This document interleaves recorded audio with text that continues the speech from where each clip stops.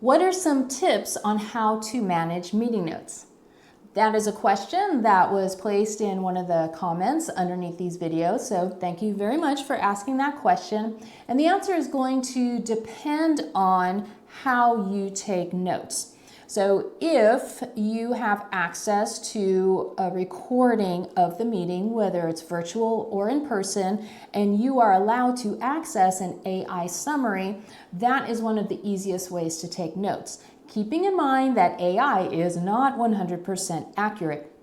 Another way you can take notes is by typing on your device during the meeting, and then of course you can take notes by hand, on a piece of paper or in a specified notebook that you use for meetings.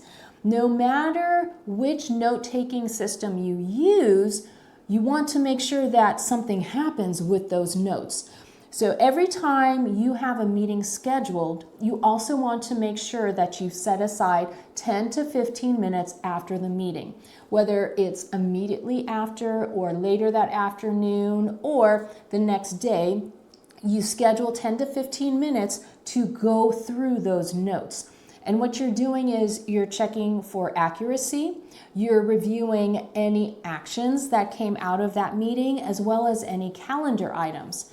Now, if calendar items crop up, you want to make sure that those get on your calendar as soon as possible. That's why it's really helpful if you can schedule this type of debrief immediately after every meeting, which will also help you prevent back-to-back meetings. So if people see those little appointments with yourself on your calendar, you're already booked up.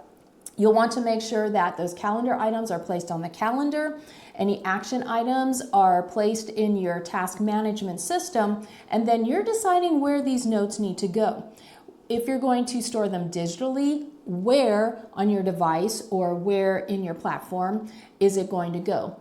If you're taking notes on paper, does that paper need to get scanned and saved digitally, or do you have a paper file system?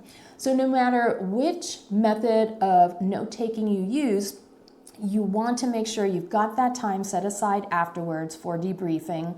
You review any calendar items and task items and get those in the platforms where they need to be and decide where you want to store those notes. So that way you have all of the information where it needs to be. If you have a time management question, anything related to email, calendaring, saving time, being more efficient at work, please make sure you drop it in the comments.